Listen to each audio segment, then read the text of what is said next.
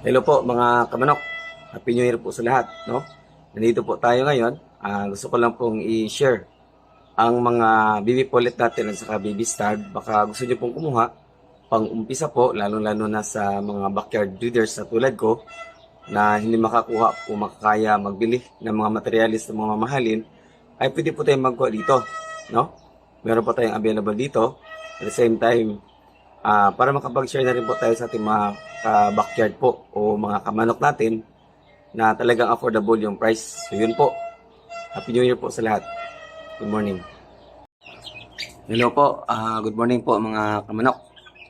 So kung mapapansin nyo po, ito po yung ating mga baby stags at saka baby pullet po. No? Ngayon po ay January 2 po. Pwede po tayong makakuha o maka-avail ng mga baby pullet po. Trio, pwede rin tayong makakuha ng trio. Yung medyo hindi makakuha po ng materialis na medyo mahal, ay pwede po tayong makakuha dito ng materialis na pwede nating pang-umpisa po sa may gusto lang. No? Kasi nga ang ating ginagawa ay para makatulong tayo sa mga kapwa backyard breeder natin.